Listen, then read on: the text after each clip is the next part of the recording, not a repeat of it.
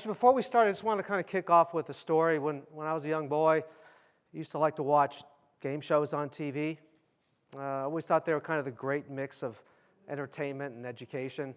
And I really admired the game show hosts because they seemed like they were very personable, right? They managed to strike up conversations with the guests. And they were real smart because they knew all those answers to all those questions. So I always thought it'd be fun to be a game show host. So fast forward a couple decades, unfortunately, a few decades, here I am now. This is my opportunity to be a game show host. So we're going to, like I said, we're going to make this fun. This is going to be some gaming activity in here that I think will be a little bit unique compared with other presentations that you've been to. And I guess going back a slide, I'll introduce myself. My name is Brian Lewis. I'm CEO of Wolfhound Interactive, and we are a digital marketing agency in San Diego, California. But I want to hear about you guys out here just so I get a better idea of how to tailor this. I would imagine that most of you do not have websites right now. So how many people do have websites? Wow, okay. How many people then are unhappy with their websites? Okay. So a lot of this is geared towards why you need a website, but I think it can, for those of you who have a website and you're relatively happy with it, I think it can be kind of maybe slightly adjusted or geared towards how a website can also be much, much more effective for you too. How many folks in here sell parts versus like services? Okay, not too many. Mostly services then? Okay, B2B, B2C, go back to B2B. Okay, all right, and it looks like a lot of you guys aren't in business at all. So the first thing I want to do is I really want to make it clear, I'm not here to sell a website. In fact, my company is not even a web development company. We do digital marketing consulting. We partner with a web development company, but I'm not trying to sell you guys a website, even if the ones that are apparently happy with what you have. Instead, what I'm trying to sell you on is the notion of how important it has become to have not only a site, a digital presence, but a digital presence that is effective. All right, so let's get back to the game show hosting. How many Jeopardy fans do we have here? Okay. Has anybody not heard of Jeopardy? If you have, this presentation is not going to work too well for you. All right, so we're going to do something similar. As we go through the presentation, we're going to be going through a series of questions that you'll see here. So instead, we're going to be playing Jeopardy, which is very close to Jeopardy, but for copyright reasons, it's a slightly different name. And let's talk about the categories for today's game. So we're going to be talking first about performance racing, and then the purpose of a website design, the process, persuasion, and its role in a website, choosing an agency, and finally, marketing your website. So with all that, let's go ahead and get started. Now, what we're going to do first is performance racing, which actually has nothing to do with this presentation, right? You guys are the experts in performance racing, but I thought it would kind of make it a little bit fun to get started. So we're actually going to go through these column by column as we go through those sections in this presentation. Okay, everybody on board with this? All right, so let's start with performance racing for 200. And the answer is the racing industry's #1 source for new technology, ideas, and business opportunities. Who knows this? Who all is too shy? Yes. No. I'm glad you phrased it correctly. It's PRI. What is PRI? Okay, do we have any PRI folks in here? All right, and they only get easier after this. That was the $200 question. All right, the top-selling two-seat roadster in the world. Any guesses? The Miata, but you got to, come on guys, what is the Mazda Miata? Yeah, and I have one, and they're, anybody own a Mazda Miata here? Yeah, boy, what a fun car that is. All right, let's keep going here, 600. Typically referred to as the most popular U.S. auto racing event. Very good. You guys are getting the hang of this. All right, 800, the mass of the suspension wheels, tires, and other components directly connected to them. Wow, very good. I can see you're going to make it to Final Jeopardy. All right, for 1,000, it's our daily double. For those of you who were at the breakfast this morning, this one should be real easy. He said effort equals results. Who is Roger Yes, very good. Okay, so you guys did great. So you kind of got an idea of what we're going to be doing as we go through the sections. So let's talk about then what are the sections we're going to be talking about today. So we're going to start with a discussion about digital transformation and how that's created the need for an effective digital presence. Then we're going to discuss the purpose of a website, and I guarantee that that's going to surprise a lot of you in this room. Website design, the process, which will be important for those of you either looking to redesign your site or to launch your first site, to understand what is the real right process, because there's a lot of wrong ways to do that. Persuasion and the role that plays in effectively marketing your website and guiding people through to being your customer. Choosing an agency if you decide to move forward in that direction. And then finally, assuming you had a site, how would you market the site? So let's start first with digital transformation. So it's like, the world events over the last 2 years, it's been unfortunately almost 2 years. I mean, it's had a profound influence on behavioral change among everybody, right? We act and behave so much differently now than we have in the past. And whether it's small, subtle decisions or life-changing decisions, we really go about it differently. A new set of realities. And what we've seen is that these new habits that we formed aren't going to necessarily go away when COVID goes away, which we're all optimistic will, or maybe it'll just be an endemic. But these new habits are really going to be sticking with us. And, digital transformation was happening before COVID. But what COVID did is it just completely turbo boosted it. And it accelerated what's happened in the last 2 years, probably the equivalent of what happened in the past 5 to 7 years before that in terms of digital transformation. And what we see is that, we've all experienced this, a complete shift, in our psychological interpretation of what our needs are, right? Much more focus on safety, security, and self-preservation. But just as importantly, these behavioral changes that we've seen, things are not done the same way. I'm so glad that we're back doing conferences again.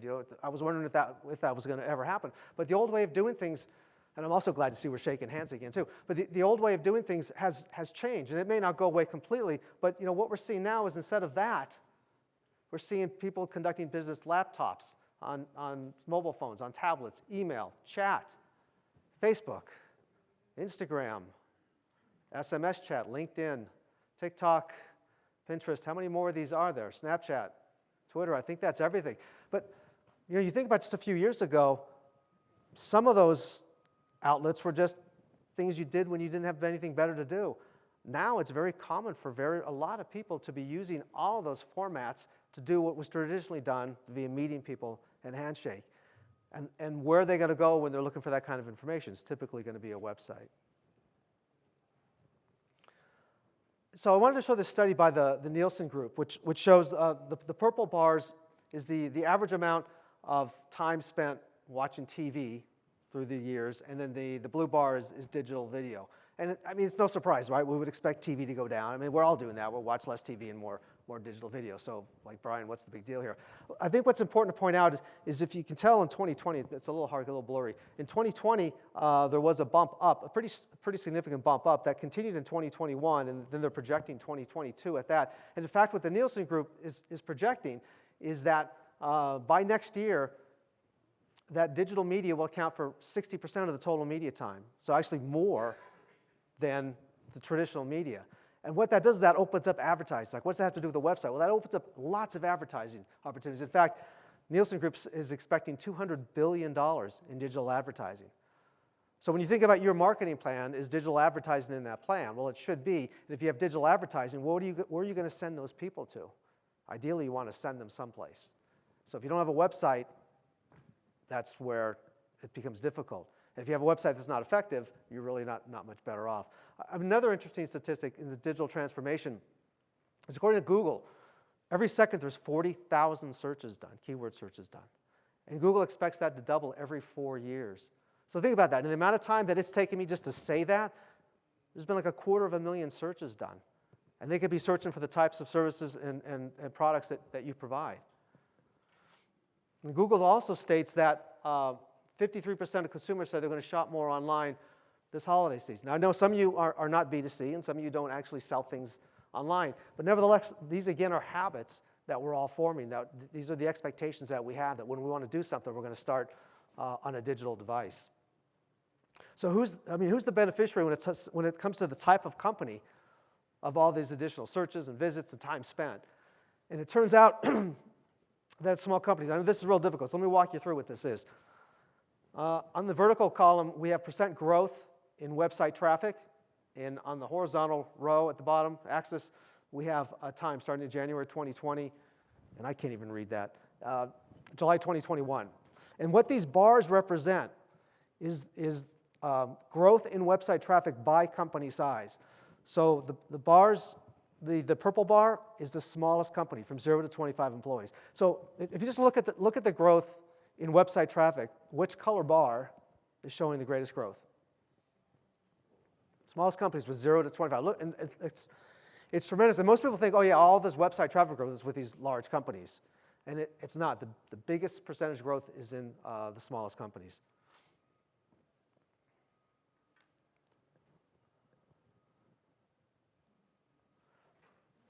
And it's just another facet of what digital marketing and how people really are viewing their computers, their laptops, their cell phones, no longer as strictly a device for communication. So a digital transformation is real, and you can either embrace it or you can have your business left behind. So hopefully everybody in this room, and I'm assuming by everybody who's in this room listening to me talk, is already ready to embrace it. It provides significant opportunities for business growth, because as more and more people are going online that traditionally weren't, that's a lot more prospects for you. And it also provides a threat for those companies that are going to look at business as usual, because we've all changed the way that we're doing things. All right, so that's digital transformation. So let's go ahead and now jump into the purpose of a website. This one I said that I think it's going to surprise a lot of you. In fact, we're going to start this off with a little quiz. I'm going to let you guys read this and answer in your own mind, and then we'll take a little poll.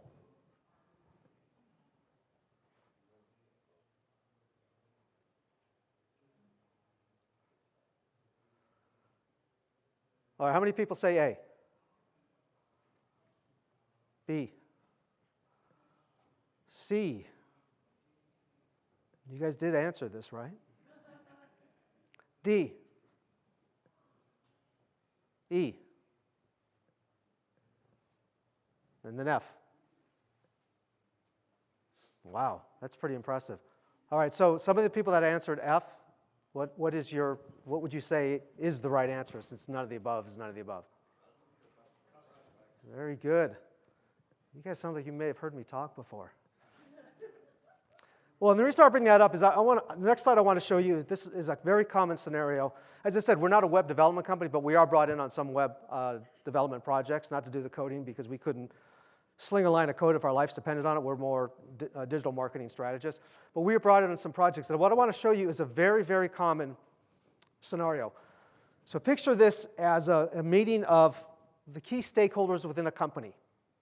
And they're looking to redesign their website, or maybe design it for the first time, but probably more of a redesign. And what you have there is someone who's leading it, who's maybe in charge of the project. It could be the VP of marketing or the CMO, or even maybe the business owner, saying, what should we put on our new website?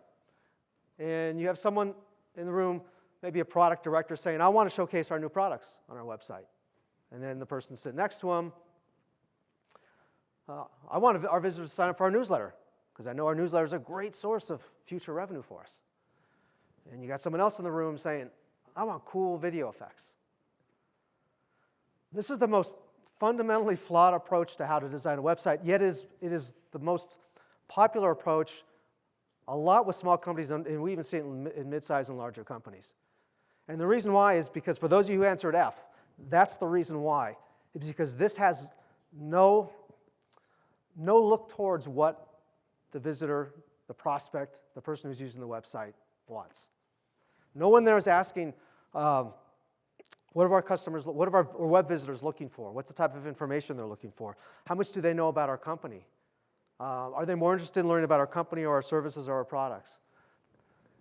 But you talk to anybody who's redesigned a website, and I don't know, maybe you guys have been through this too, and I won't ask you because you don't have to raise your hand and say, yes, this is exactly this. But some of you may have gone through the same thing, and it's interesting when we point it out to a prospect on a sales call how fundamentally flawed this process is, and then they really understand it. Because what will happen is you can follow this, and you can end up with a beautiful looking site, but it won't engage your visitors because it's not necessarily meeting what their needs are. So there's one word you really want to keep in mind when it comes to website design, and that's empathy. That's really thinking about the other people, the person who's going to be using it. Otherwise what happens is you end up with something like this. And the site may look absolutely gorgeous, but people aren't going to have, they're not going to have patience. People's expectations now are so high. When we got into the business, you could have a shitty site and it was okay, but now the expectations are so high that the favorite, I like to say this, the favorite button on a website when someone's unhappy is that back button on the browser. It's just too easy to go to someone else's site. So if you have a site that's not necessarily relevant, this is what your web visitor looks like. And to support that, Salesforce did a study just recently. Actually, this was in 2019. This is pre-COVID. I got to believe this number is a lot higher now. 76% of customers expect companies to understand their needs and expectations. I got to believe that's probably in the 90s now. Again, that goes back to if I'm on your site and I don't get what you guys do, and I feel like you're trying to push your agenda on me, hit the back button and go to someone else's site. It's just way too easy. So I talked about kind of the surprise of what is the purpose of a website. Let's talk about what is the purpose of a website then. Actually, no, I changed my mind.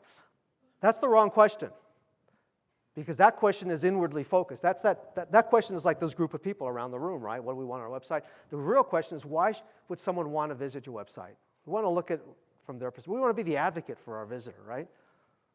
So why would someone want to visit our website? Well, typically the answer is, well, they want to buy our product, right? And that's why usually that's the answer to the question. But there are so many things. It'll make your head spin with colors and dizziness with all this. But here's all the different things that people could be coming to your website for, and there's even more. Okay, yeah, they're researching your product or service. They may want to research your company. They may want to buy your product or service. They may want to learn what makes you better or different. They may just want to get contact information. I mean, if no other reason to have a website, people on their cell phones, I mean, we're seeing cell traffic now with a lot of our clients in the 70 to 80% of their traffic coming in from cell phones versus mobile devices, and versus a desktop. And a lot of that cell phone mobile device traffic is people just wanting contact information. And again, if they can't find it, if you're making it difficult for them because you don't have a website with prominent contact info, especially on a mobile site, they may want to learn about your qualifications.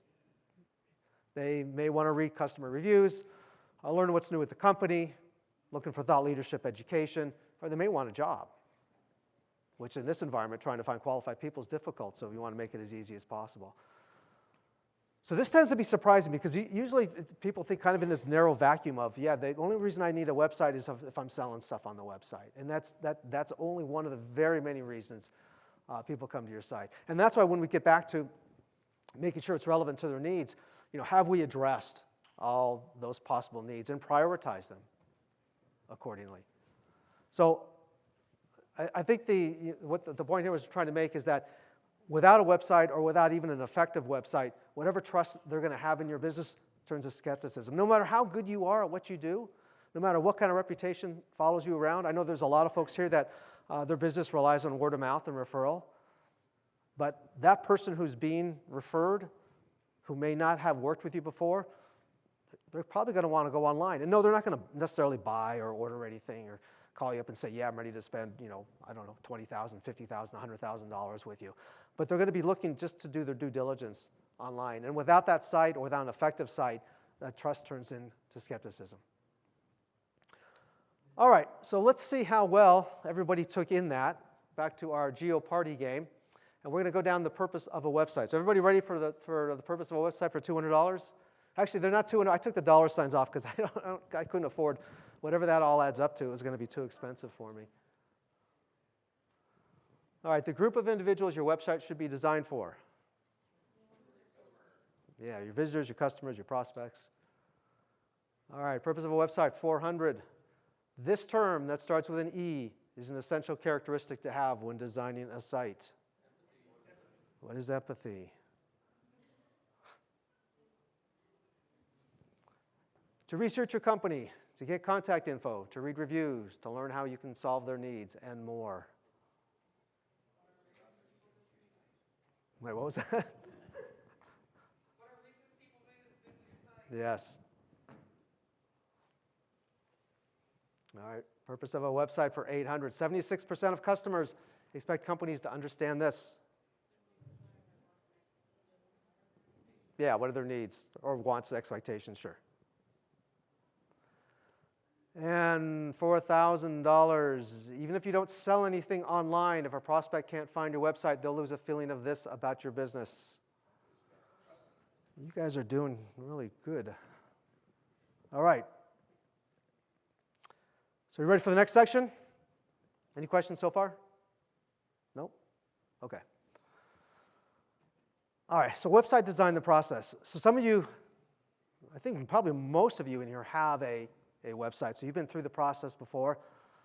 I'm going to be talking about the right process.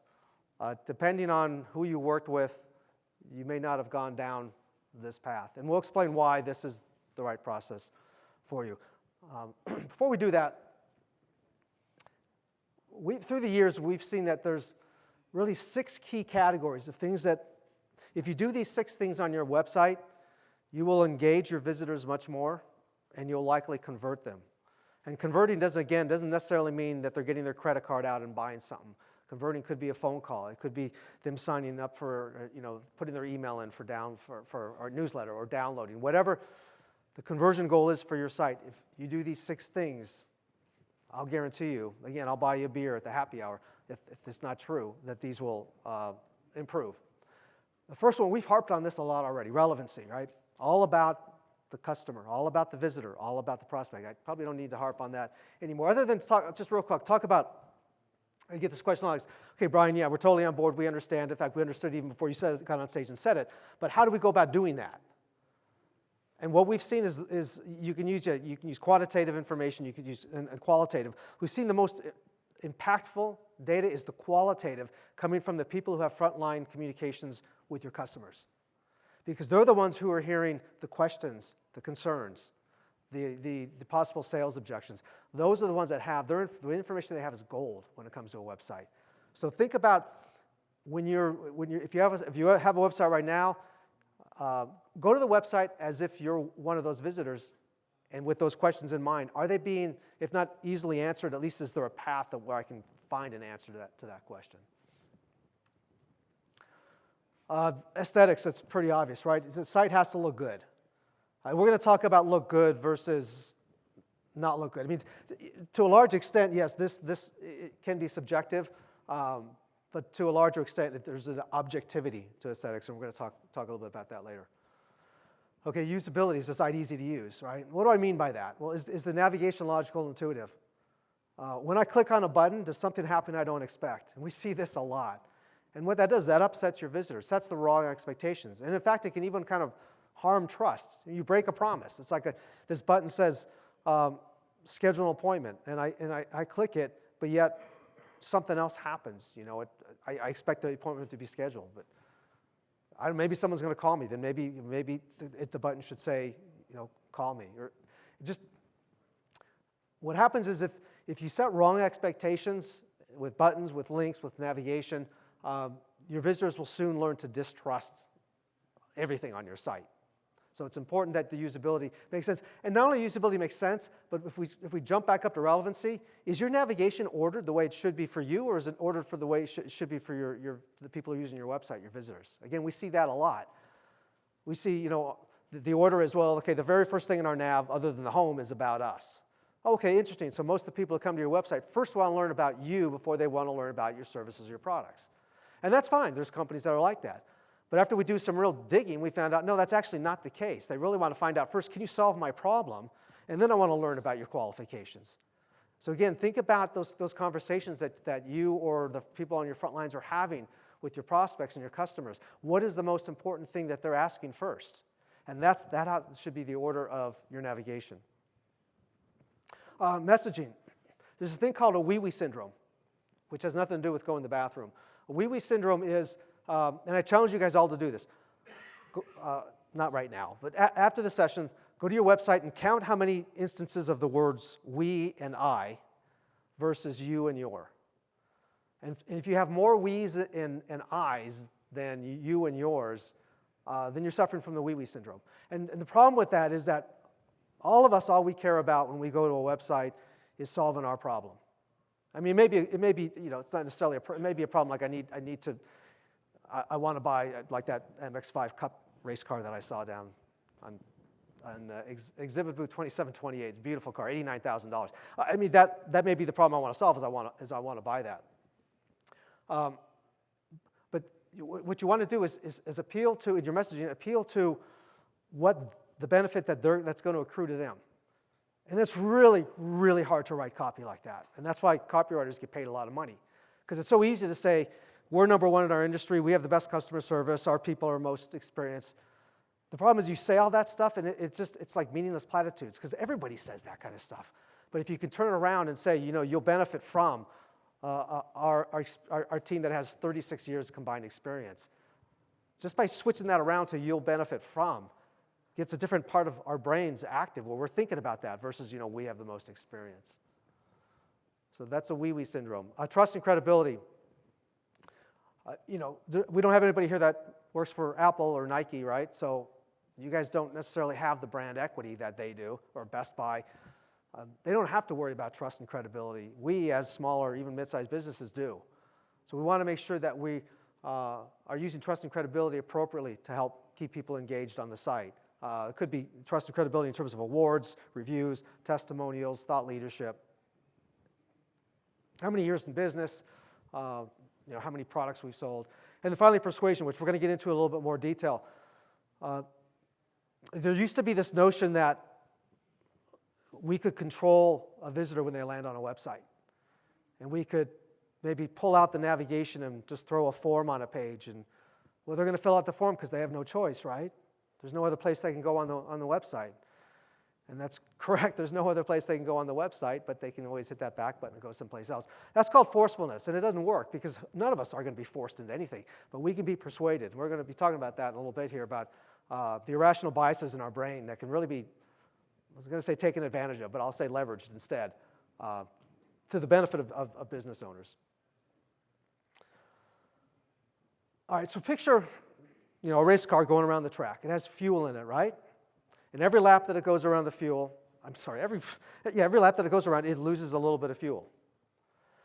Well, all of us, anybody who goes to a website, all have a certain amount of fuel. And what happens is that as we interact with that website, that fuel gauge starts to go from full down to empty. You've probably experienced that, right? Think about, you've been on a website and it's been a lot of work, and it starts to get maybe a little frustrating, and you feel like you're getting kind of tired of it. And there's three kinds, we call these interaction costs. A little geeky, but that's the industry term for it. Three interaction costs that all of us incur when we go to a website. What you want to do as a business owner, web marketer, is minimize those three costs.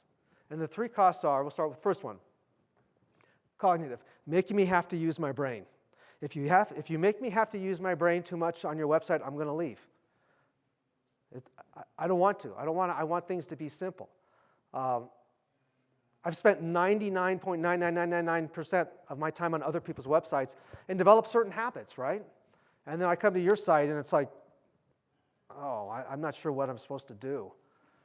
So you want to save the cognitive energy for things that really require it. I mean, big decisions, but not things like navigation or how to use the site. Okay, the second interaction cost is visual. We talked a little bit about good design versus not such good design. So when it actually takes visual effort for our eyes to look at a web page with a lot of different colors and contrast and moving things, and that can take its toll after a while. That can help move that fuel gauge down closer to empty. So think about that on your site. Are you guys thinking, wow, we've got all this really cool flashing stuff? That's actually tiring for your visitors. Anybody know what the third one is? So far, you guys have gotten all these right, like as if you already saw this presentation. Any guesses on the third one?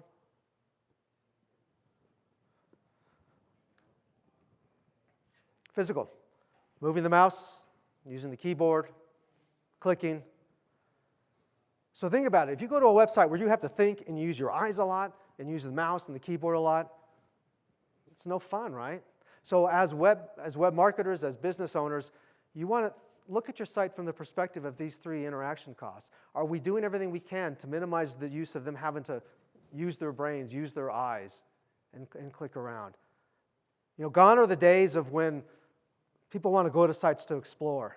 And we hear this too from prospects, is that, you know, well, I want my site to be, you know, fun and different. And it's like, well, people don't, you know, unless it's Netflix, people don't go to your website for that. You know, they're going because they have a certain problem. And again, the problem it could be, you know, my problem is I want to buy, you know, a new chassis for my hobby, you know, my hobby race car. I mean, that's still something that I, you know, I want to research with minimizing these three interaction costs as much as possible. All right, let's go into the actual web design process, because I said that's what this section was really about.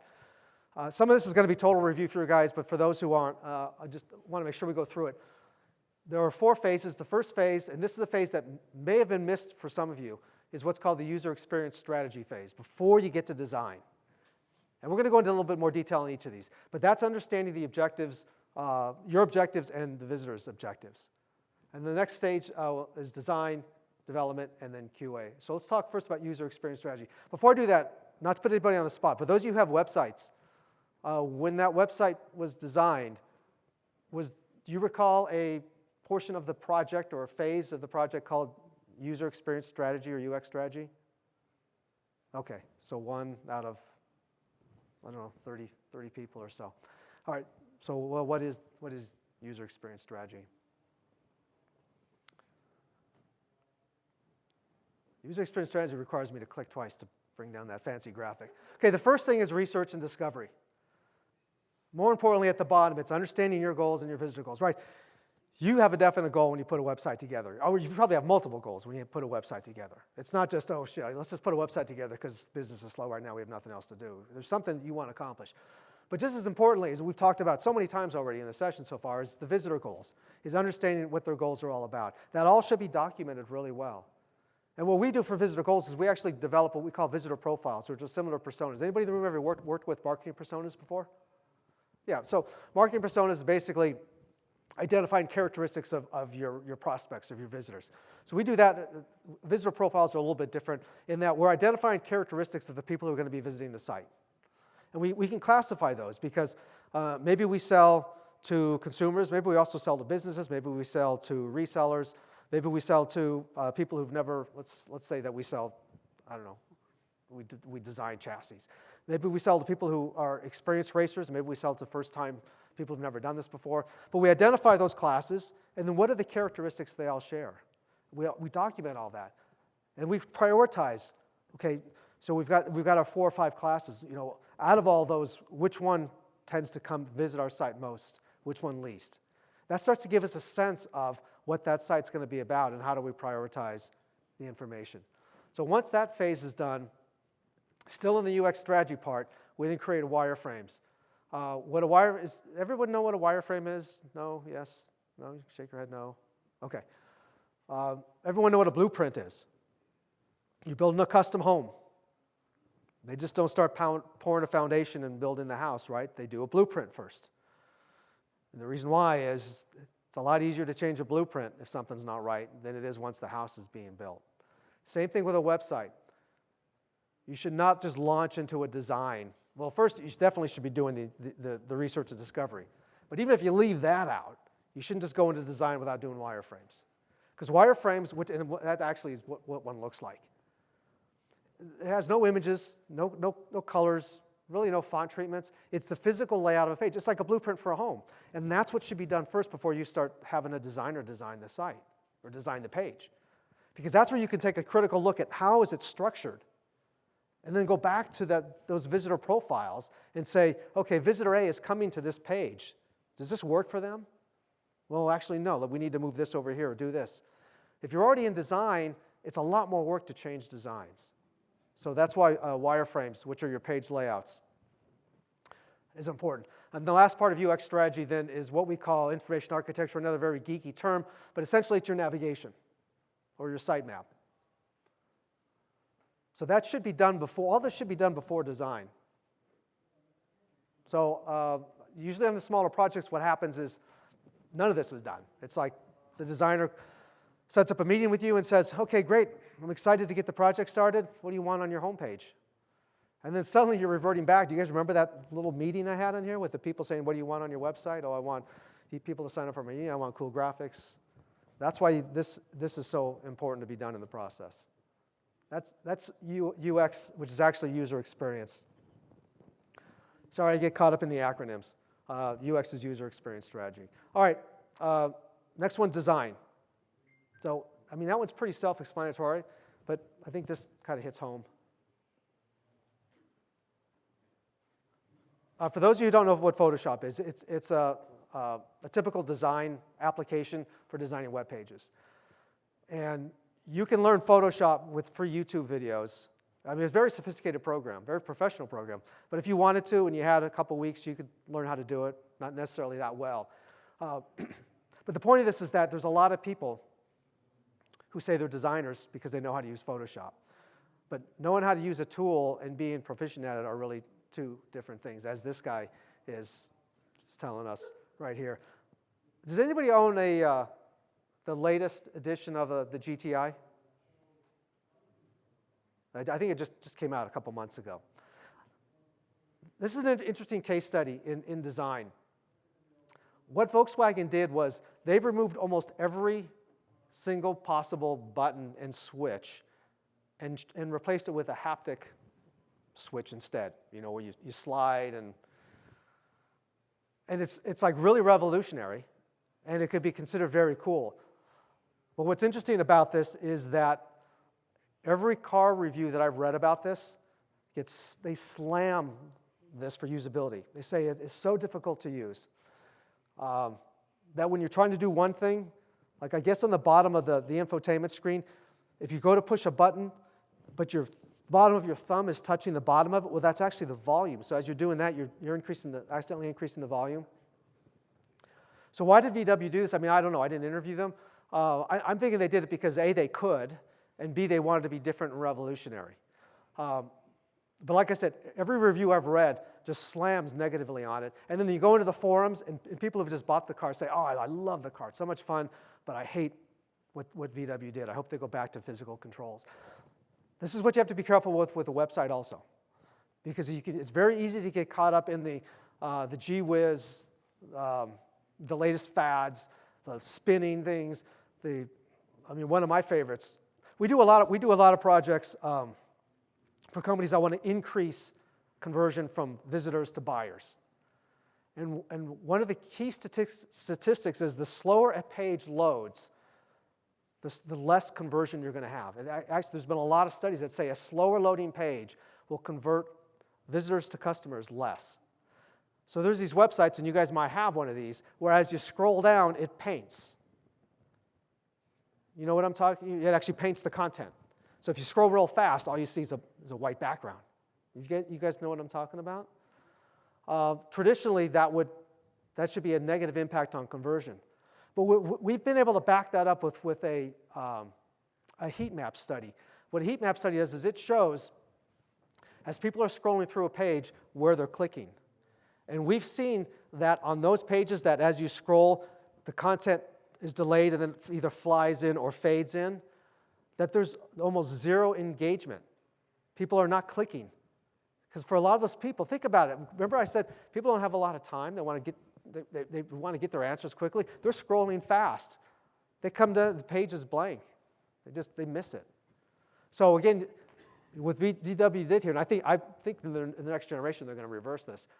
We don't want to get caught up in stuff that's, let's do it because we can do it. And I've got some interesting quotes here from some designers and business leaders, but I'll go over them. Good design is obvious, great design is transparent. And you think about a site like Apple, right? A super site, isn't it?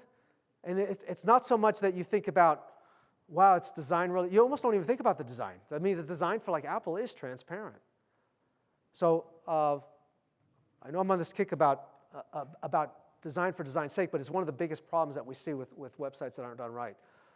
How well we communicate is determined not by how well we say things, but how well we're understood.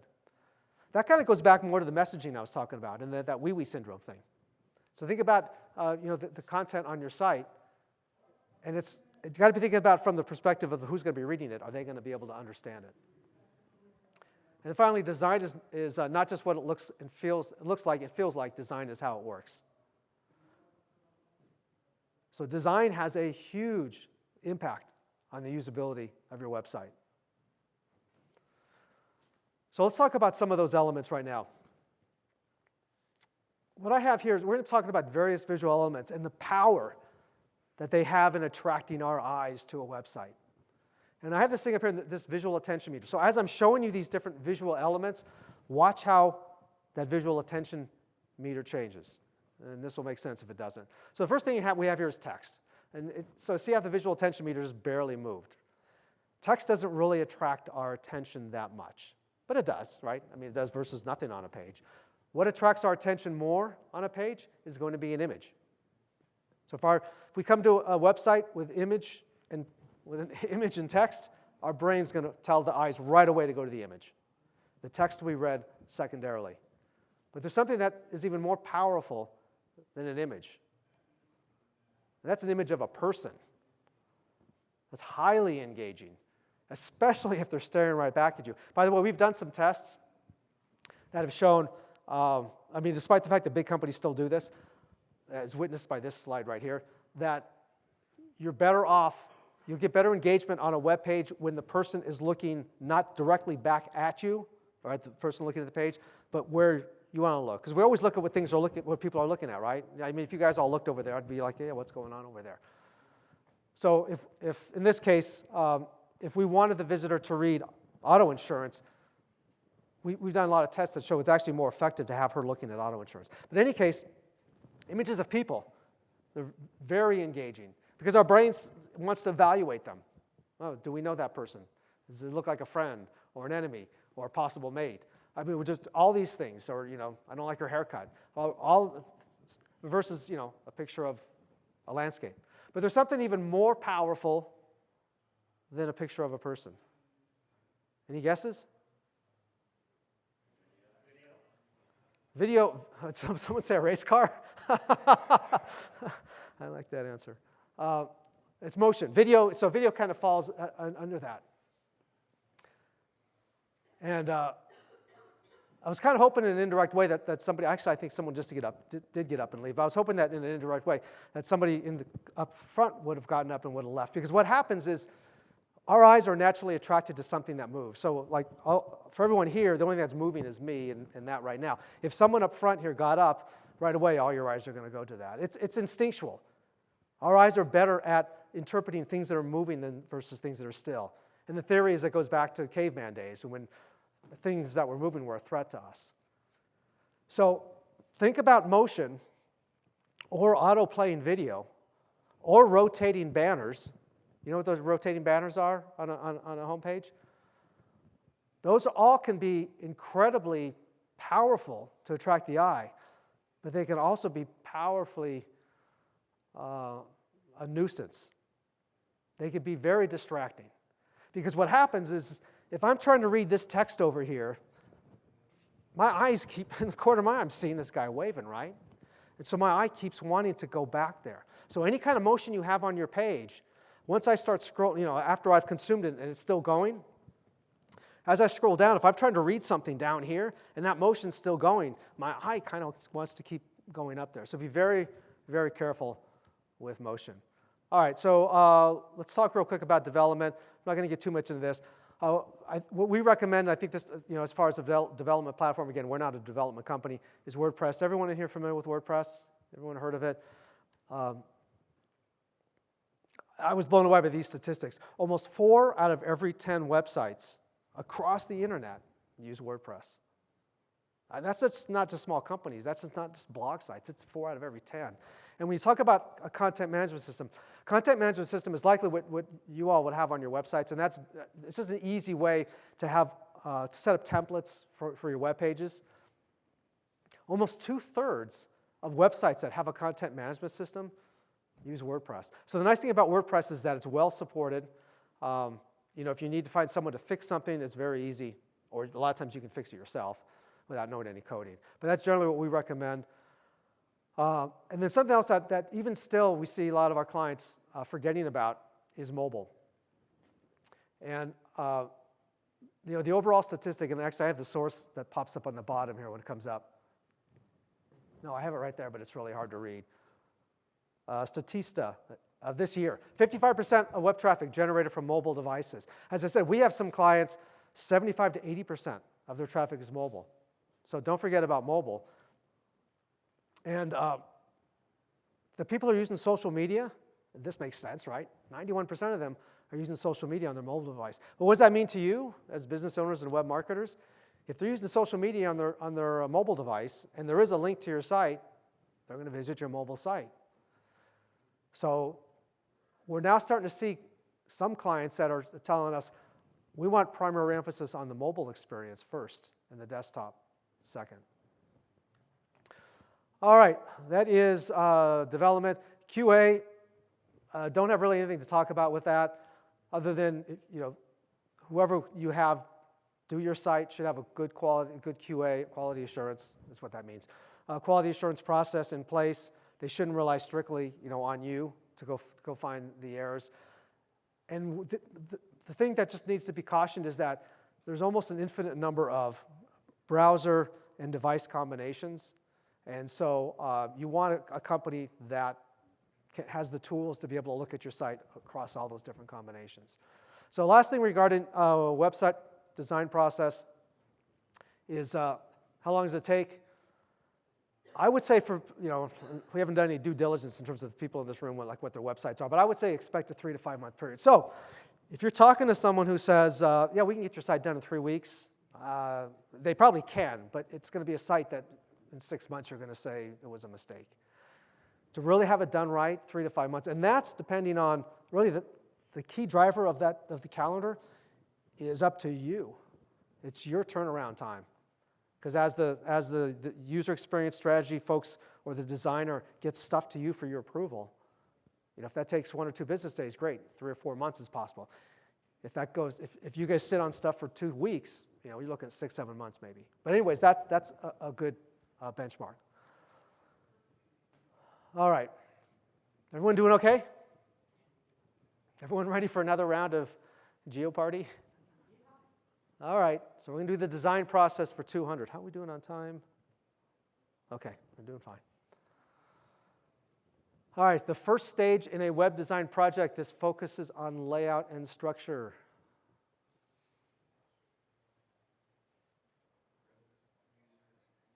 Yes. Did I hear the what is too? All right, for 400. The 3 interaction costs visitors incur when they visit a website.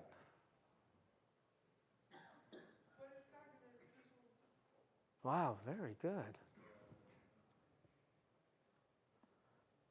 All right, for 600, he said, design is not just what it looks like and feels like, design is how it works.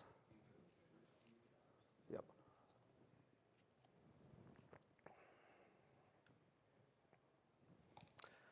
This visual element has the most power in attracting attention from the human eye. And for 1,000, the most widely used content management system for website development. Wow, you guys you're doing so good that I'm going to give everyone like a 5-minute break. And I debated doing this because I don't want to lose anybody. But obviously we're talking about a lot of stuff and there's a lot of cognitive interaction costs going on that I'm throwing at you guys. So yeah, if you want to take 5 minutes to check your email or go to the restroom. So let's plan to get started back at 3:55.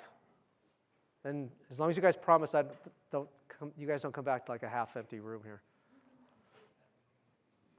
All right, so just as a review, we've made it through digital transformation, the purpose of a website design, the process. Let's talk a little bit about persuasion. And this applies not only to your web marketing, but this actually applies to really all of your marketing. And it's a fascinating topic that I'm going to try to compress in about 5 minutes. And I've actually done an entire hour presentation on persuasion tactics.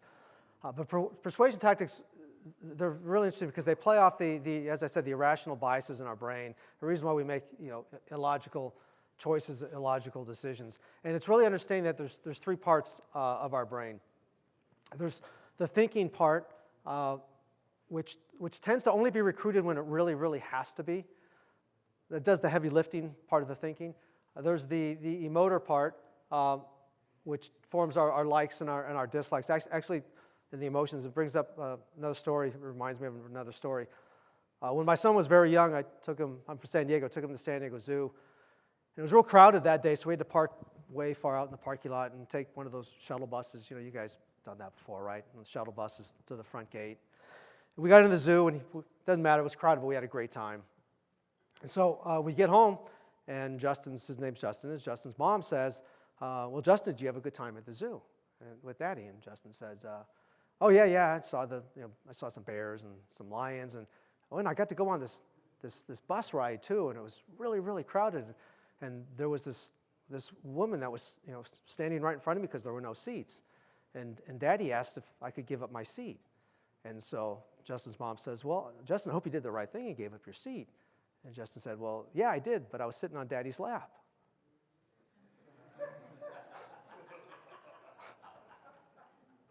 For those of you who didn't understand that, the beers are on you at the happy hour.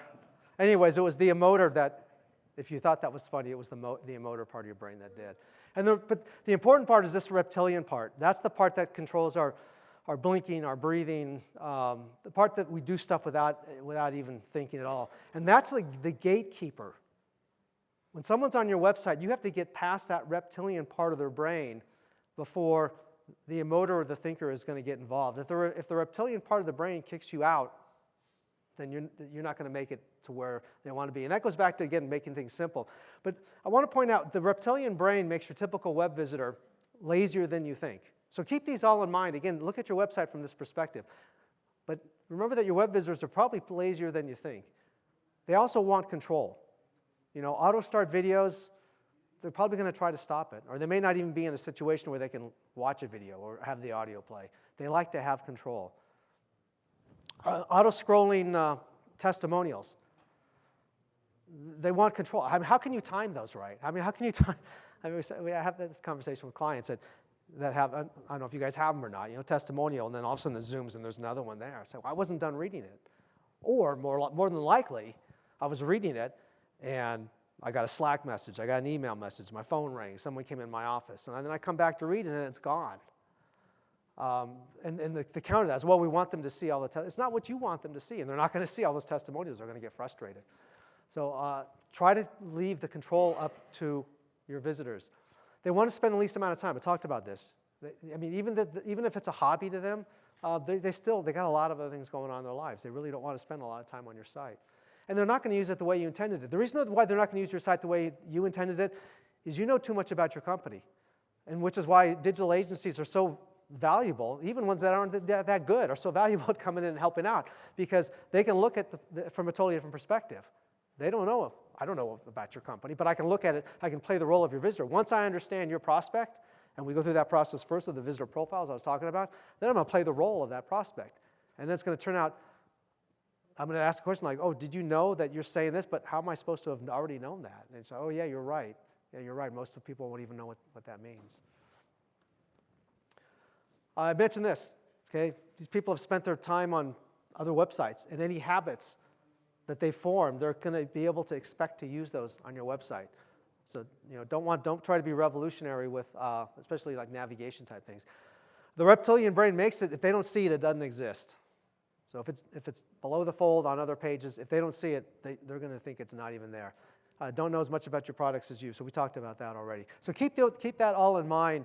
When it comes to looking at your site, these all probably fall true. So let's talk about some effective persuasion tactics. There's actually like about 25 or 30 of these. And as I said, we could do a whole hour just on this. But I want to go through what I think are the 4 or 5 most impactful. First one is scarcity, fear of missing out.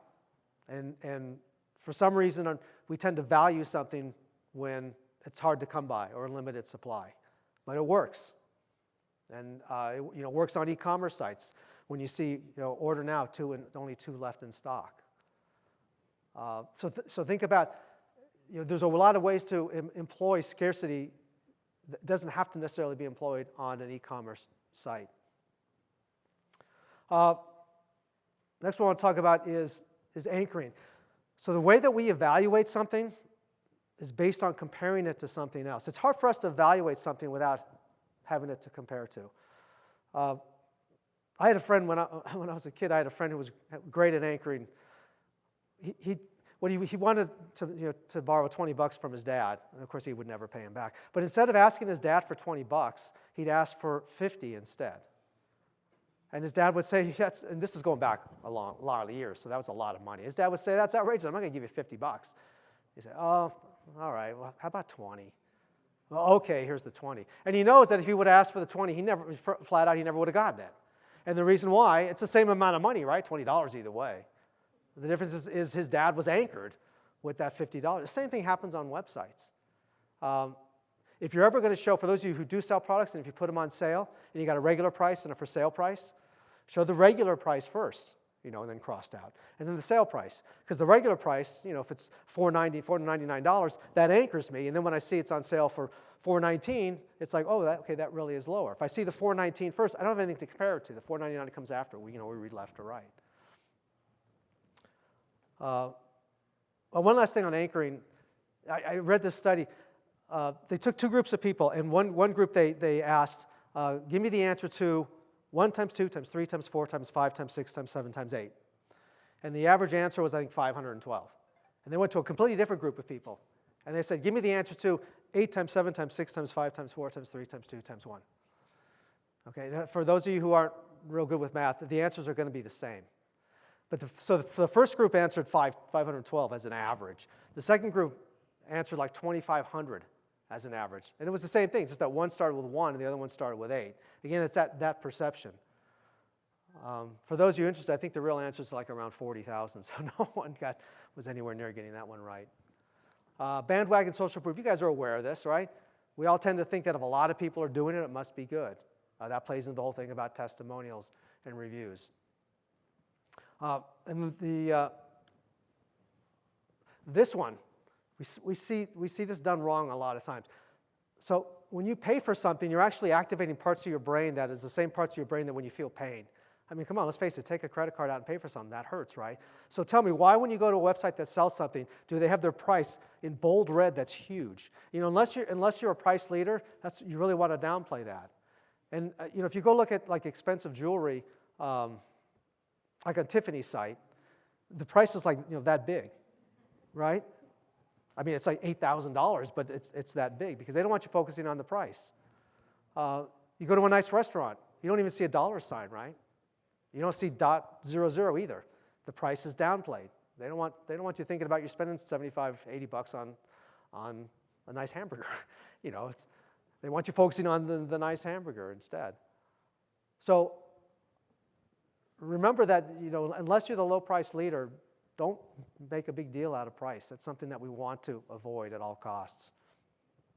A foot in the door, which is also known as a sunk cost. If any of you have a process that's going to require multiple steps for me to fill out, and in fact, if you've done recently any online shopping for auto insurance, home insurance, life insurance, hopefully not this, but debt consolidation, they all do this. It's because it's effective. The way to get people through that multiple step process is you ask the easiest question first. Don't ask personal information. Don't ask their name or their email first. Ask them something very simple. Something that maybe is going to get them excited. The reason why is once we start a process, it's harder for us to quit than it is for us to not start that process at all. Because it creates this cognitive bias that we have to admit to ourselves it was a mistake to start. It's kind of like, oh, well, I've gotten this far, I might as well continue. It's the same thing if any of you guys have been to Las Vegas and you sit down at the blackjack table, and unfortunately this happens to me way too often, and you start losing money, and it's like you don't want to walk away, right? Oh, shit, I'm already into it for $200, I might as well try another $20. It's because we're admitting to ourselves that we made a mistake. So foot in the door technique, if you have any kind of process that requires a lot of information, break it up into small steps and get your foot in the door by asking something real easy. And you'll notice that you could do some shopping for car insurance. You're going to see they're not asking for your email address right away. They're going to ask that in a very kind of tricky way at the very end. You're going to think get your quote now. You've gone through 8 pages of telling them your whole history, your whole driving history, right? And it's get quote now. It's, oh, fine, I'm going to find out exactly how much my car insurance is going to be. And then the flash screen pops up and says email address. We'll email it to you. It's like, oh, those bastards. But you're that far into it, right? And you give them your email address. Now, back it up. If they would ask for your email address first, you would have said, no, I'm not going to do it. Okay. So let's go through the 6 most persuasive words, and I know we're going to get close on time. Oh, we're still doing okay. So in your copy, it's been shown that these 6 words get people more energized and engaged. And we'll talk about each one, but they're pretty obvious. Okay, you, why? Because all we care about are ourselves. All right, don't like to admit it, but if I can mention in my copy, you'll receive. It's like, okay, you're interested versus me and I. We talked about that. Free. We're really attracted to free. Here's another interesting study that was done, again, on 2 groups of people. With the first group, they offered either a Hershey Kiss you'd have to pay a penny for a Hershey Kiss or get a Lindt truffle and you have to pay 15 cents. So that's your choice. Do you want to pay a penny to get a Hershey Kiss, or do you want to pay 15 cents for a much nicer Lindt truffle? All right?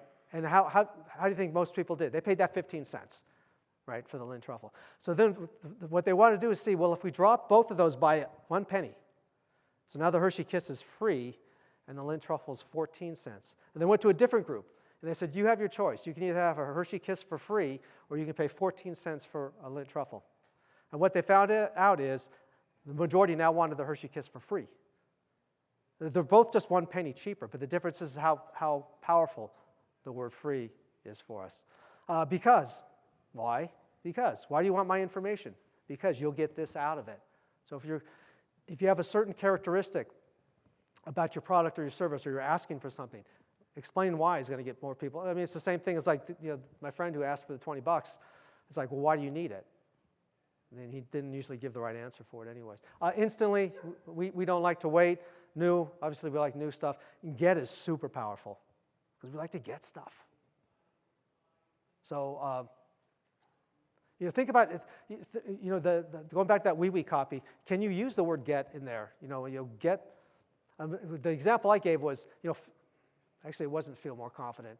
I forgot the example. I don't remember the example I gave. But if you can use "get" in there, because we love to get stuff, and if you can get it for free, because instantly and it's new, I mean, you're going to hit a grand slam home run. All right, back to our game. Persuasion for 200. This is the number of parts of the human brain that control decision making. Very good. Okay, 400. The portion of the brain that serves as the gatekeeper. We have a brain surgeon in the room. God, that might be the real right answer too. I don't know. All right. Persuasion 600, the persuasion tactic that plays off our fear of missing out. Yeah, what is scarcity? It's also fear of missing out, too. It's kind of a trick question. The persuasion tactic that understands how we evaluate something.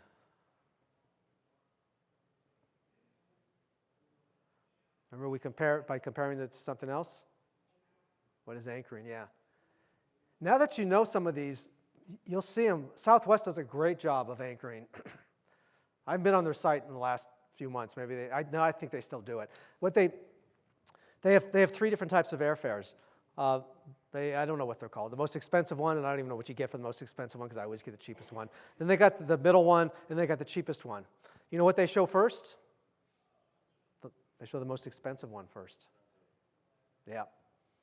And it's way more expensive than the cheapest one. Again, it makes you think, unless you're comparing it to other airlines, it's like, oh, wow, that cheap one's actually pretty cheap. And a lot of companies do that same thing. They also do something, I'll spend 1 minute on this. I mean, I love this persuasion stuff. It's so fascinating. They do something called decoy, which I didn't list here, but it's another one. A decoy is when you throw in something else to distract people from the one you don't want them to choose. And Southwest does this. So Okay, I'll continue to use them as an example. So they have the three, right? They have the most expensive. Let's say that's $499, and then they got the middle one, which is, let's just say that's $199, and then they have the cheapest one for $189. Let me make sure I'm getting that right, my decoy pricing right. Yeah. So what they're trying to do is to get you. They're trying to get you to discount that far cheapest one to get it to move you into the middle one. So they make the two prices real close. I'd have to throw you a slide on it, but you'll notice, I think, with their pricing, they use decoy. All right, anyways, how you get sidetracked with that stuff. This persuasion tactic helps people start and complete long processes. Yeah, what is foot in the door, sunk cost. Again, they go by various names. All right, so let's move forward now, and let's pretend that you're sold on all this, and you want to either redesign your site or you're going to design it for the first time. I want to talk about the different options that you have. The first option you have is to do it yourself. And actually, yes, you can do it yourself. And maybe, has anybody done that here? Okay. Have you used either like a Wix or a Squarespace or a web.com?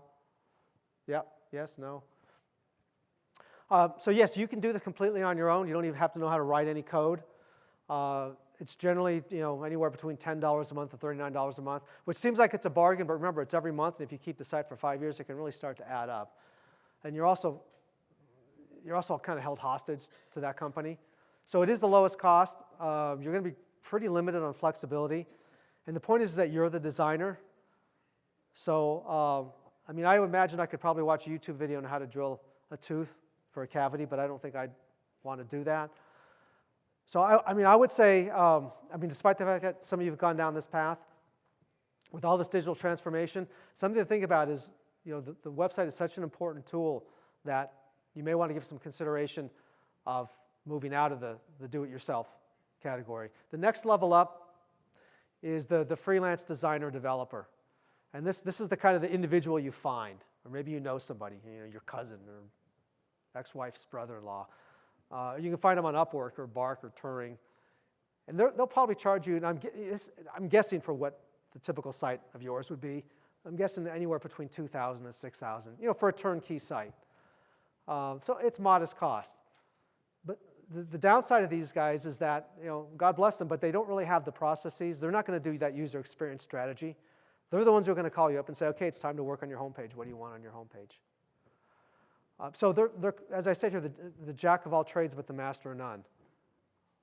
I wouldn't necessarily recommend it, unless you were really, really strapped on budget. We get a lot of these, we call these rescue sites. It's like, yeah, we had this guy, he did the design, the development for our site, a year ago, but we really don't like it. And, my mother-in-law says it looks nice, but, so I'd love to say, then is your mother-in-law a typical visitor to your site? No, she doesn't know anything about the business word, but she likes the site. Oh, okay, then I don't think her opinion really counts on that. So the next thing up then is a small to mid-sized agency. How are you going to find them? Google search or, your peers, referrals. They're probably going to charge you, for, again, I'm not sure exactly what the scope of the people in this room's website would be, but I'm guessing between $10,000 and $30,000 for a website. And that may seem like it's a lot, but this is something you're going to have for 3, 4, 5 years before you're going to start making changes to it. And it's something that really, with this whole digital transformation, I think you would see a very positive return on your investment for that. You're going to get a skilled team. You're going to get defined processes as an actual company, with a separate person that does the user experience strategy, a separate person or people that do design, a separate team that does development, and usually a separate person that does the quality assurance part. So it is higher cost, but that could be your best value. Then at the very end of the spectrum are your large agencies, kind of your enterprise agencies. You find them, again, through Google search or referrals or word of mouth. They'll charge you anywhere from 30 to, there should be a plus after 100K for the exact same site. For the exact same site that you could do on your own for $10 a month. All those prices on that row are probably about the same type of site. The quality, obviously, is a lot different. For a large agency, you're going to get the skilled team. You're going to get the defined processes. You're also going to get access to additional resources. If you want digital marketing, a lot of those agencies have digital marketing departments. But they're the highest expense. And depending on your own situation, it may be tough to see that value. So those are your 4 options.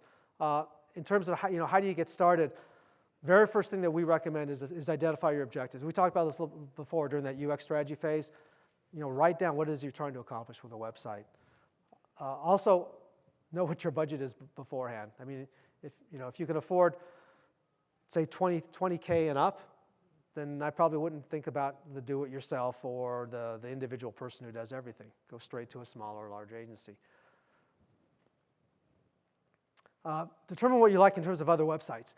Now, what's important here, though, is to not get caught up again with the fancy graphics and stuff. So when you look at other websites and you're going to determine what you like about them, determine that from an aspect of you're using that site as a visitor would use it. So not so much just like, wow, that looks really cool. Try to put yourself in the position of how someone who's going to use that website, because that's going to be important to the design development agency. You're going to provide them with a list of what they call inspiration sites. Select your internal team. Now, some of you, the internal team may be you, and some of you may have larger companies where you can assign 1, 2, or 3 people to it. But you're going to want to make it clear what their roles and responsibilities are. If you're the business owner, and let's say you have a marketing person that you're delegating this to, make it clear up front, what are they authorized to approve and not approve. And that way, when you're talking with the agency can get an idea of how you'll fit into the process. Consult your peers that have been through this before. I mean, I'm not going to lie. It can actually be for those of you who've been through it, it can be a painful experience, a website. Without really well-defined processes, it can be tough. And prepare to be involved. It's not like, hey, geez, I'm paying this company $30,000 in my website. Why can't they leave me alone? It's like they can't do it without you. You guys know your business. They know supposedly web design, web development, web marketing, but they need your input on it. And a good agency is going to push back. If you say something that they think is a bad decision, they're going to push back. And we do it all the time. We'll say, all right, let me make sure I understand why you want that, and then we'll tell them why we think it's a bad idea. And then we'll say, okay, ultimately it's up to you if you want to do it. And half the time they want to do it, and that's fine. And half the time they say, no, that makes sense. We don't want to do that. And here's how you go about selecting an agency. These are the things that you want to be talking to an agency about. What is their process? So again, I think that's going to throw, well, the do-it-yourself, there is no process because you're doing it yourself. But that individual design developer, I don't really think they have so much of a defined process as it's going to be, well, I'm going to design your site and you're going to review it, and if you like it, then I'm going to make it go live. But it really should be more than that. Beyond the process, okay, obviously the budget, that's pretty obvious. Timeline, how long is it going to take, right? Their experience. So look at their sample sites. Is it important for them to have the same industry experience? And a lot of people say it is, and we say not necessarily. If they do a thorough user experience strategy phase where they're really working with you and understanding your goals and understanding your visitors' goals, that previous industry experience isn't that important. If they're the type that's going to be more like, what do you want on your website, then perhaps that industry experience could be helpful. But just be aware that you may end up with kind of a cookie-cutter site. And that's the drawback of going with a company that says, oh yeah, we specialize in just doing websites for the performance racing industry. Your website may kind of look like, if they did a competitor of yours, your website may look a little bit like theirs. Importantly, personality, because you're going to be working with these folks for 3, 4, 5 months, maybe more. Can you get along with them? Are they obnoxious? Are they egotistical? Do they seem to know what they're talking about? Other would be like support. Okay, are you guys around afterwards? If I have to make changes to my site and I need help. Hosting, that's also very important. So those are the main things that you want to think about when it comes to selecting an agency. So we made it through choosing an agency. Let's jump into our choosing an agency for 200. Identifying this and your budget is recommended before talking to agencies. Yes. What is your objective? All right, 400. Asking an agency about this will give you an idea of what steps to expect during the project.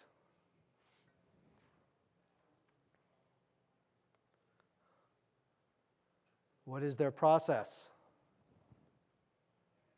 All right, for 600. Much like investing in anything expensive, experts advise not to evaluate an agency solely on this. in the form of a question. I don't know if Alex would have given you credit for that. I think he only warns you, unfortunately he's not around, but he would only warn you probably so many times to put in phrase of a question before he wouldn't give it to you. Or it's up to the judges maybe. 800. Sample designs, case studies, and possible industry affiliations are examples of this evaluation factor.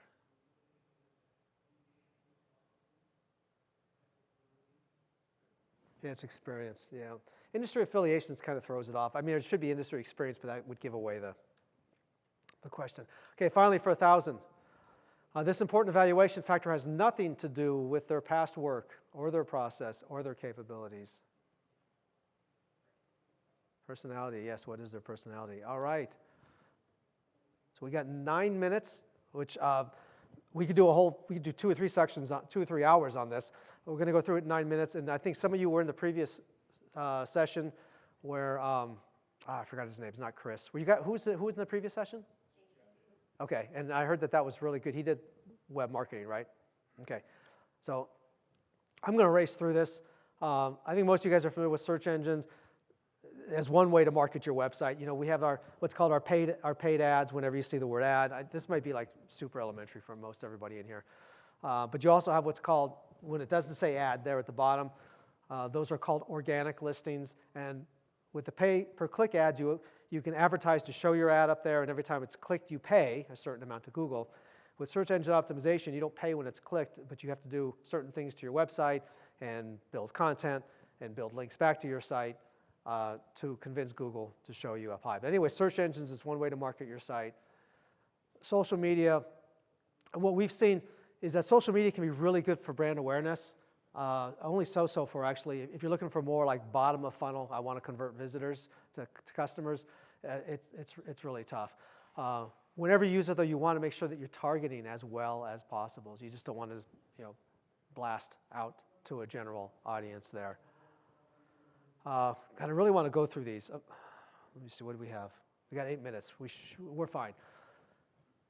These all could be separate slides, but I found these are all fascinating statistics that really support social media. 54% of social media users use social media to research projects. So over half the people, when they're researching products, it used to be just Google, right? And then it was like, okay, now people are using Amazon to research products. Now over half the people who use social media are using social media to research projects. Yeah, all this, I'm not just throwing these out just because they're interesting. I'm throwing these out because they all really apply to everybody in this room in terms of your marketing strategy. 93% of marketers say video helps them land consumers. Video, very, very powerful. 76% of consumers purchase a product after seeing a brand's social post. Social media, again, very important. May not necessarily get them down to the bottom of that purchase funnel, but it helps that brand awareness. It is a piece of it. How-to tutorials are the most viewed videos on Instagram. And that might apply to a lot of you in here. People love to learn how to do stuff, and that gets them engaged with your brand. 80% of B2B marketers consider LinkedIn the most important lead gen channel. I don't know if that applies to too many. Yeah, I guess it does to the B2B marketers in here. LinkedIn can be very, very powerful. Again, a little bit more towards the brand awareness. The most downloaded app in 2020, TikTok. Visual formats are 40 times more likely to be shared on social. We talked about, remember the slide we had, text, image of a person, and motion. Visual formats, very, very powerful. And then last one, 40% of social media users use ad blockers, so they don't see a lot of display ads. Unfortunately, that's probably higher. I say unfortunately because for us marketers, that makes our lives difficult.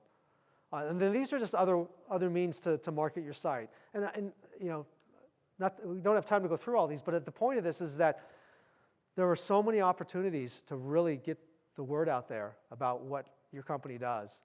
And without that effective website, you can spend a lot of money in doing this, and they may not be that effective, which brings us to evaluating your online marketing. And the tool that works best for that is a free tool called Google Analytics. Anybody in here use Google Analytics? All right, for those of you who don't, like I said, it's free, and it measures basically all visitor behavior on your site. So it tells you what visitors are doing, what pages they're spending most of their time on, where they're leaving. And it gives you important information in terms of the number of times your ad shows, the number of visits to your site, the amount of time people spend on average on your site, and you can trend all these. As you make a change to your site, suddenly did that drop? Are people spending less time on my site? Well, maybe I screwed something up. Maybe I need to go back to the way it was. How many pages on average are they viewing per visit? Again, if I made a change and I see people are viewing less pages, maybe that means I need to revisit with that change that I made. It also gives you conversion information. It tells you the number of people signing up for your emails or downloads, your form filling inquiries, your phone calls, purchases, and it's all free. So that's what's nice about Google Analytics. And ultimately, what we're looking at here is we're spending a bunch of money, right? We're now talking about web marketing. We've already got the investment in the website, and now we're doing all this other stuff, whether it's paid ads, whether it's social media, whether it's, or search engine optimization for organic. We need to make sure we're getting the return on investment for that. And that's where Google Analytics will help us do that cost-benefit analysis. In terms of cost-benefit analysis, I find this a really interesting product. Has anybody heard of the snooze and lose? Okay, so here's what this is all about. If you know anybody who, when they wake up in the morning, hits that snooze button, it just refuses to get up, or maybe I'm talking directly to some people that are in here, this will change that behavior through kind of a cost-benefit behavioral modification. I'll explain how this works. When you set this up, you link it to your bank account. And then what you do is you choose a charity that you absolutely hate the most.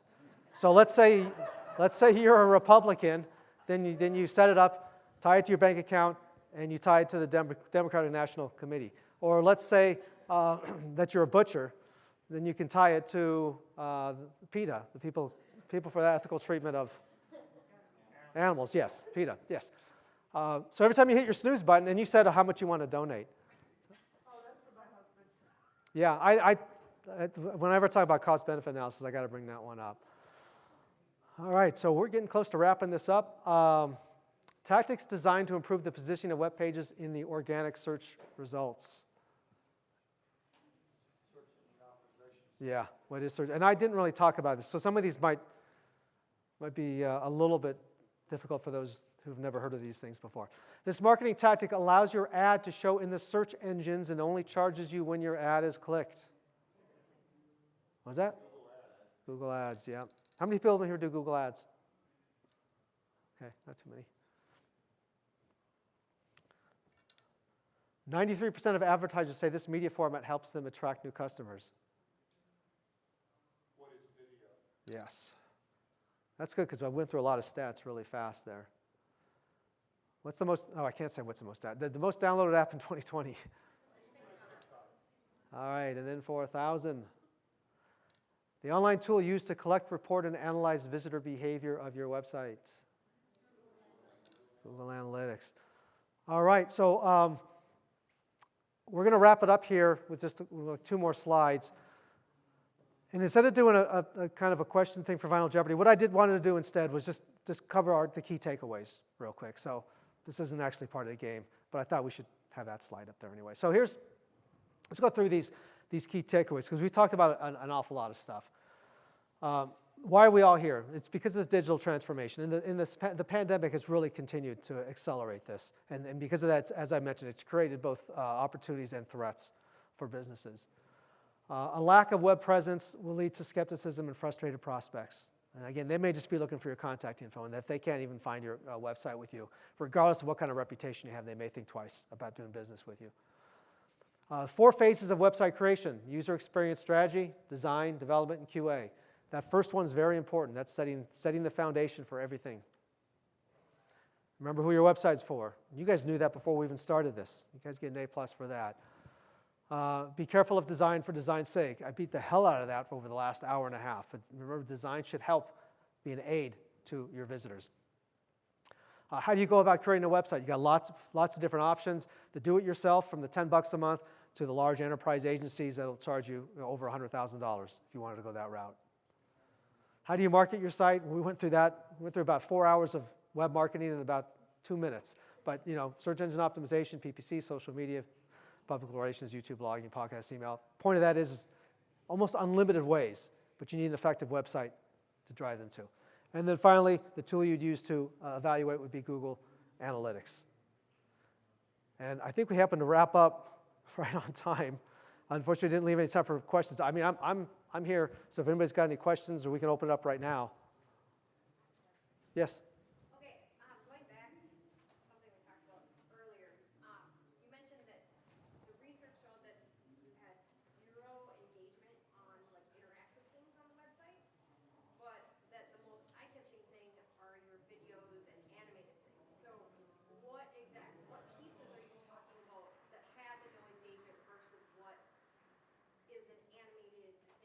Right. Yeah, that's a good question. So what we're seeing is there's little to no engagement when a visitor has to wait for something. So the example was on those pages that as you scroll, it's blank and then the text and the image fly in or they appear. That's where we saw in those heat maps where if there were buttons down there, they were very rarely clicked. And we actually saw less percentage of people scrolling on that.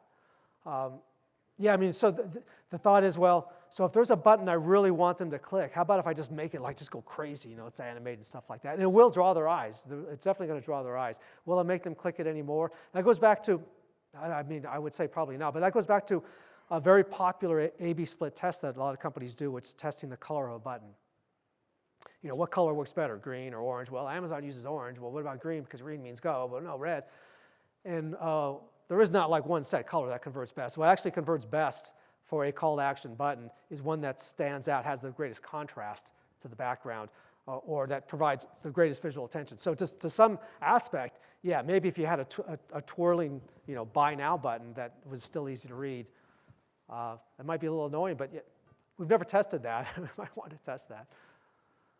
Yes? I've been playing around with Google ads and Facebook ads and all the things you mentioned. Your experience, which ones tend to be the most effective? Where's the best place to spend your money when you're just starting out? Because I'm just kind of learning, put an ad out there, see what kind of ROI I get, and I'm getting some really weird results. Yeah. Well, it's going to depend on a couple factors. The first factor is what is that you're trying to accomplish? Are you trying to accomplish like bottom funnel activity, like people buying stuff, or more brand awareness? For me, it's funnel, get more conversion. Okay. The next question, which is going to be a little bit more vague, is more related to your business and the type of prospect that you have. If it's more conducive to social media, and that's where, in fact, where more of your prospects are spending more of their time there, then that might work better than Google Ads if it's the type of thing where people aren't doing searches, or if you're in a super highly competitive search environment. I can't think of one client where we've seen better results though in social media compared with search. Search always performs better on an ROI basis with our clients. But I think I have to say I have a little bit of caution because it really depends on your business. If you're just starting out and you're looking for bottom of funnel, I would lean towards saying search is probably going to get you best bang for the buck. The nice thing is that you take your budget and you say, let's take 50% of it and throw it at search, 50% throw it at Facebook, and try it for 3 months and see what happens. And what's been working for you? Right now, social media probably the best, but one thing I'm noticing, I'm seeing some really weird behaviors on some of my Facebook ads. I'm seeing people interacting with them that have nothing to do with my brand, what I'm trying to do, like where are these people coming from? Because, we'll use racing as an example. You look at their profile, spot check them, and there's nothing about, you can't find the first thing about racing or interest. So why are they Yeah. clicking through? So, Yeah, it could be, yeah. see, that's what I'm wondering. Yeah.